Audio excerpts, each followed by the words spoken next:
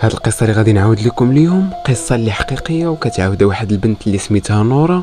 نهار فاش مشات تقلب على خدمه في كازا، لكن يا ريتها ما كانتش في ديك الدار، لان المشاكل اللي غادي تلقاهم تما غادي يتبعوها وغيمرضوها حياتها كامله.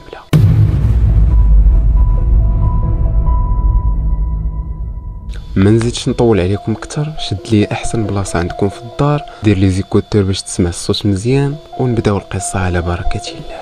المهم قبل ما نبداو نعطيكم السميات ديال الشخصيات اللي كاينين، باش هكا ملي نغوصوا في الاعماق ديال القصه تعرفوني على من كندوي، وما نضطرش نبقى كل مره نذكركم بشكون هو الشخص. كاين ثلاثه نورا، واللي هي البنت اللي كتعاود لنا هاد القصه، واللي العمر ديالها 25 عام، غادي تهبط لكازا باش غادي تبدا الخدمه مع واحد الشركه ديال التوصيل، وفي نفس الوقت غادي تمشي باش تقلب على شي دار اللي غادي تكري فيها. الشخصيه الثانيه واللي هو حسن، واللي غادي يكون الجار ديالها في العماره اللي غادي تكري فيها. هاد الحسن هذا صراحه ما عطاتناش معلومات عليه اللي كثيره، وما وجهاتش عليه الانظار بزاف. الشخصيه الثالثه والاخرى واللي هو السي عبد السلام، واللي هو العساس ديال العماره اللي غادي تكري فيها. دابا من بعد ما تعرفنا على الشخصيات نقدر نبداو الانطلاقه الفعليه ديال سرد القصه.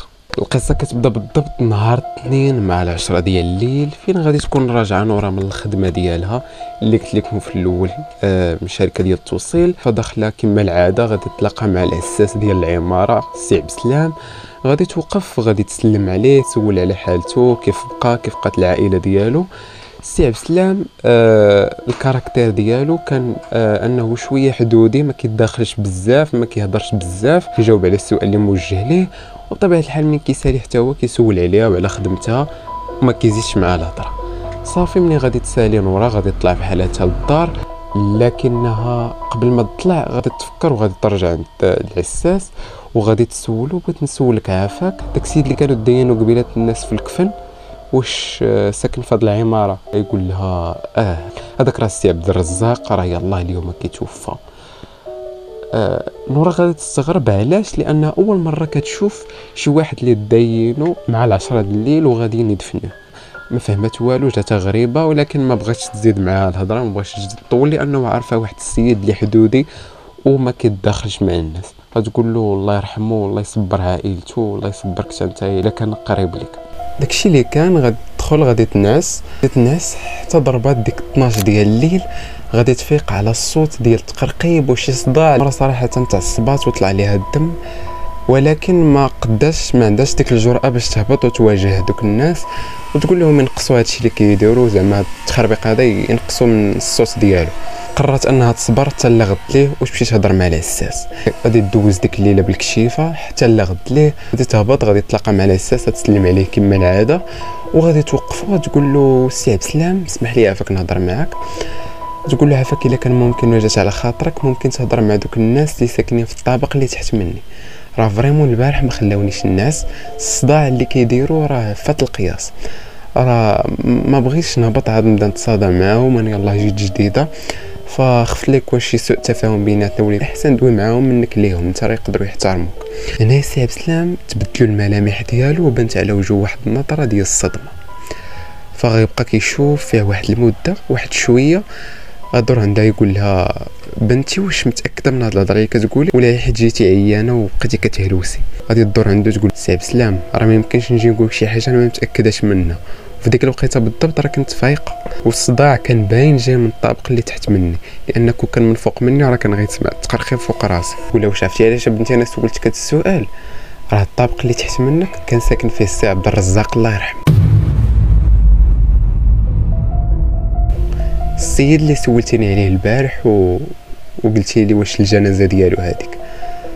فراه ما يمكنش ومن سابع المستحيلات يكون شي صوت او داك الصوت اللي سمعتيه جاي من الطابق التحتاني، لان داك الطابق راه كان بقى فيه غير السي عبد الرزاق الله يرحمه هو اللي بقى. الشقه اللي بجنبو راه تسدات، راه ما كاين فيها حتى شي واحد، هذيك مش شحال هذه خاويه، والشقه الوحيده اللي بقات هي ديال السي عبد الرزاق، ودابا راه انت كتشوفي راه مات. دونك راه ما كاينش شي واحد اللي غيدير داك الصوت وهو راه كان عايش بوحدو ما عنده لا عائله لا والو، يعني راه ما كاينش شي واحد اللي غادي يجي لذاك الطابق ويدير هاد الصداع. بالنسبه للهضره حتى هي بقات تشوف فيه بواحد الشوفه ديال الصدمه، ما فهمات والو وجاوباتو فقط بربما يقدر يكون داك ستريس د الخدمه ولا ما عرفتش. تمشي بحال تكمل طريقه باش تمشي تخدم، غادي دوز حدا السي عبد السلام غتسلم عليه، نفس الروتين كيتعاود، وغادي تطلع بحالها حتى للبيت ديالها باش تمشي ترتاح. بالضبط مع 12 غادي تعاود تسمع الصداع والتقرقيب. ملي سمعت هاد التقرقيب قالت ربما يقدر يكون شي شفار كيدخل للدار هو اللي كيدير هاد الحاله هادي. فصبرات عاوتاني حتى لغضت ليه ومشات عند العساس عاوتاني سلمت عليه وقالت له السي عبد السلام راه عاوتاني سمعت داك الصوت وربما يقدر يكون داك التقرقيب وداك الشيء اللي كنسمع انا لتحت راه شي شفار كيطلع للفوق، وكما قلتي دابا انت مع الطابق خاوي استغل الفرصه ويفرع الباب ديالو ويسرق اللي بغى. عندها شاف فيها قال لها بنتي راه ما يمكنش هاد الهضره اللي كتقولي، راه ما يمكنش يدخل شي واحد وانا ما تنعرفوش لهاد العماره، راه كاع الناس اللي ساكنين هنا كنعرفهم واحد بواحد واش تيديروا كنعرف كلشي عليهم، دونك يكوني هاني من هاد الناحيه وما كاينش شي واحد اللي غيدخل ولا كان غيدخل الشفار لهاد العماره. فاش كندير انا كاع هنايا شنو خدمتي كاع؟ ف غادي يبان في وجهها شويه د الحشمه وغتجاوبو وغتقول له اسمح لي الا قلت لك هذا السؤال زعما وما عجبكش، ولكن راه هاد الصوت هذا راه حمقني ديال بصح، وانا على قبالك غنطلع هاد العشيه وغادي نشوف شنو اللي كاين تما، واخا راه متاكد 100% ما كاين حتى شي واحد. صافي داكشي اللي كان مشى حتى هو تاكد، هي مشات لخدمتها وفي العشيه فاش رجعات تلاقات وسلمت عليه راه ما كاين حتى شي واحد في الطابق الرابع. راه طلعت بنفسي وشفت ودرت على القناه كاملين وما كاين حتى شي واحد في ديك البلاصه، دونك هي خوي راسك من هاد الخرافات كاملين. صافي شكراتو طلعت للغرفه ديالها مشات تنعس عاوتاني كما العاده، وعاوتاني مع 12 ديال الليل بدا نفس السيستيم، نفس داك التقرقيب، نفس داك التخربيق كامل اللي كتسمع في الليل ولا تسمعو، غير هو هاد المره زاد عليها صوت جديد اللي هو صوت ديال الضحك، وبحال كاينين شي ناس بحال كاين شي واحد اللي عايش في داك الطابق، بالرغم انها اكد ليها السي عبد السلام راه ما كاين حتى شي واحد. فداك الصوت بدا كيتكرر نهار على نهار نفس الوقيته مع 12 ديال الليل بالضبط كتبدا تسمع داك الصوت. ف يعني واخا كيشد هذيك الخلعه في الاول ولكن كطمن هذيك الهضره ديال السي عبد السلام كتقول بما ان هادشي ما غاديش يقربني وما عنده باش يأذيني ماشي مشكل. ومع مرور الوقت تعيشت مع هذا الوضع هذا حتى واحد النهار عاوتاني كالعاده جات بالليل طلعت للبيت ديالها دخلت عاوتاني باش تنعس مع 12 ديال الليل عاوتاني غادي تسمع داك التقرقيب، لكن هاد المره غادي يقطع الصوت ديال التقرقيب دقان ديال الباب. ويلي دقان ديال الباب جويه الوحده د الليل، شكون اللي غادي يجي عندها في هذا الوقت هذا؟ فناض نورا حلات الباب غادي تلقى سفيان الجار ديالها وهو اللي كان كيدق عليها. نورا كتاكد انه كانت هذيك اول مره كتشوف فيها سفيان، اول مره بل بالاحرى اول مره كتعرف ان شي واحد كان ساكن بجنبها وهي ما جايبه الدنيا اخبار. ديك الساعه منين بدات وجابت معاه في الهضره غادي تعرف بانه ساكن حداها وواحد الشاب اللي عايش بوحدو ماتوا ليه والديه في كسيده وبقى بوحدو عايش في ديك الدار.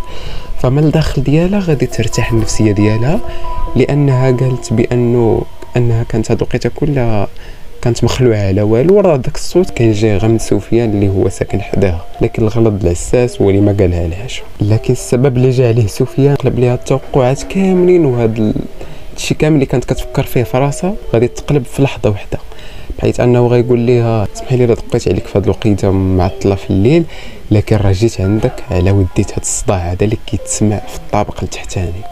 هنايا عاوتاني غادي تعاود تحس بنفس الخلعه، غتقول اذا انت هو كيسمع نفس الصوت دونك راه هادشي بصح كاين. فصراحه ارتحت له وقد تعاود ليه حتى هي غتقول له اودي راه شنو كاين راه سمعت حتى انا هادشي. راه مشيت عند العساس وهضرت معاه وعاودت ليه اللي كاين، وهو بنفسه راه طلع للطابق وما لقى والو.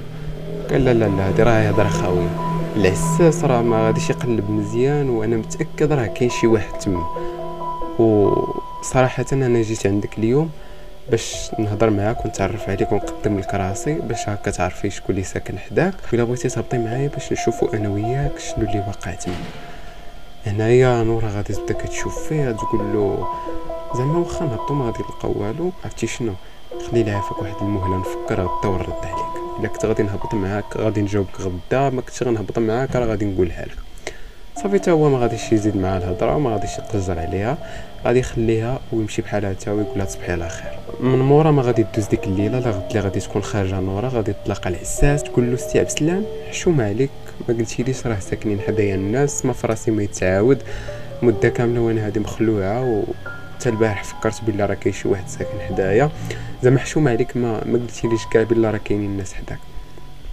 يقول لها سفيان، قال لها يا نسيت ما قلتلكش وصافي. قال لها بقوه ما هو دري اللي زعما الاخلاق ديالو عاليه ما كيدير الصداع، تنسى انه بعض المرات كاع عايش في هذه العماره. قلت له صافي ماشي مشكل، دابا ماشي هذا هو الموضوع، راه البارح جا عندي في الليل راه حتى هو كيسمع نفس الصوات اللي كنسمعهم حتى انا. قال ما عمره ما جا تشكالي، ما عمره ما جا قال لي والو.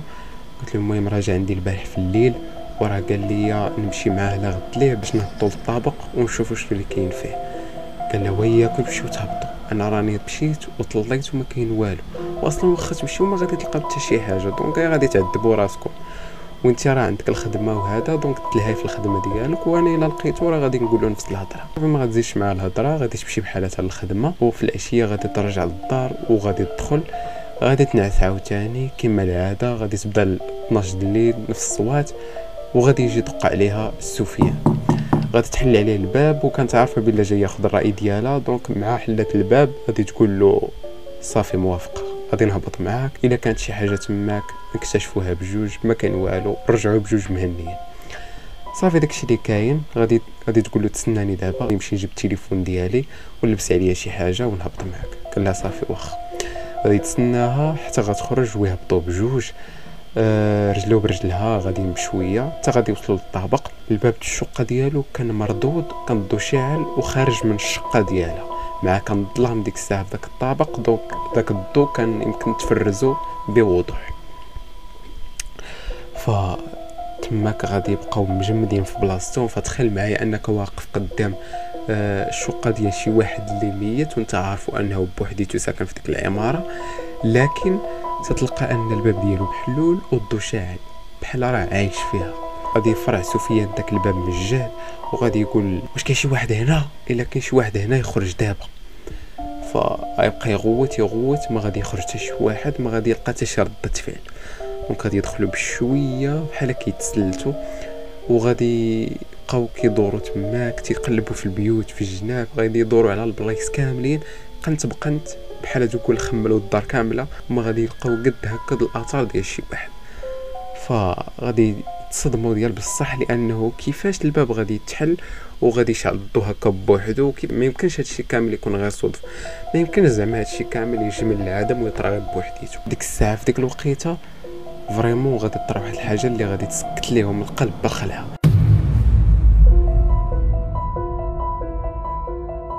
غادي يسمعوا التخباط في الحيوطه من الجهد بحال الدقان كان مجهد، دقان فرع عليهم الراس. فديك الساعه قلبهم بدا كيزدح من الجهد، غادي يجمعوا قلوعهم وغادي يبغيو باش يخرجوا من الدار. ملي غيكونوا خارجين غادي تلاح واحد الورقه قدام سفيان، ديك الساعه ديك الورقه اللي طلعت قدامه كانت غتسكت له القلب اكثر مما هو ساكت له. غادي يهزها دغيا، غادي يحلها وغادي يقرا فيها هذه اخر مره تعاودوا تجيو لهاد الدار. مع هز ديك الورقه وقراها يدو غادي تولي كترعاد بالخلعه. ديك الساعه نورا غادي تشوف فيه بقى ساكت ما قال حتى شي حاجه، غطير حتى هي الورقه من يدو وغتقراها نفس ردة الفعل ديالو. فسفيان غادي يشط نورا يقول لها زيدي نخرجوا من هاد الدار وهذه اخر مره نعاودوا نرجعوا لهاد الويل الكحل. كيخرجوا وغادي يسدوا الباب، ومن بعد ما غادي يطلعوا للطابق الفوقاني باش كل واحد يمشي لظهره، يقول لها شوفي هذه اخر مره نعاودوا نهضروا على هاد الطابق اولا نهبطوا ليه، راه داكشي اللي طرا لينا تما راه انا لدابا مازال ما مستوعبوش وما عرفتش شنو داك العجب اللي دار هادشي كامل. نورا غتقول له غير الا كنا حمقين غادي نعاودوا نهبطوا لديك البلاصه، راه باين شنو داك العجب اللي طاري تما وش داك الويل الكحل. فصافي كل واحد غادي يمشي يدخل لبلاصتو وكل واحد فيهم كيتقلب صراحه في نعاسو. لكن كتقول نورا ان ديك الليله بالضبط كانت هذيك اكفس ليله غادي ندوزها في حياتي. فراه شفت الويل الكحل في داك النهار، شمنك يا احلام، شمنك يا كوابيس، شمنك يا ويل كحل. فريمون خيخت في ديك الليله، ما عرفتش انا ديك الحاله اللي دخلت فيها. دوك الاصوات اللي كنت كنسمع عاد ما زادوا جعرو. دوزت واحد الليله ديال العذاب النفسي. فعلى غد ليه عرفت ان ديك الدخله اللي دخلت لديك الدار هي سببي في هذا العجب هذا، لانه من قبل كنت غير كنسمع الاصوات وصافي، ما عمر ما طرا لي هذا الشيء كامل.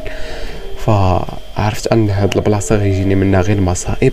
جمعت قلوعي، هزيت السوارت وعطيتو للعساس، ما برطلوش حتى السبب علاش غادي نمشي بحال هاتي، ومشيت قصدت بلاصه اخرى، قلبت على الكرا ولقيت بلاصه اخرى اللي بثمن رخيص وقريبه من الخدمه ديالي.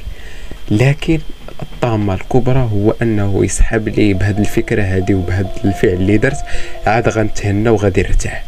لكن عاد مازال كبرت المشكله وبداو كيطراو ليا نفس السيناريوهات، نفس دوك الاصوات اللي كنت كنسمع في الطابق اللي تحت مني وليت كنسمعهم، نفس الاحلام، نفس الكوابيس، نفس التعذيب اللي عشتو في ديك الليله وليت كنعيشو اضعاف مضاعفه في هاد البلاصه هادي، رغم انني بعيده كل بعد على ديك العماره وعلى داك الطابق بصفه عامه.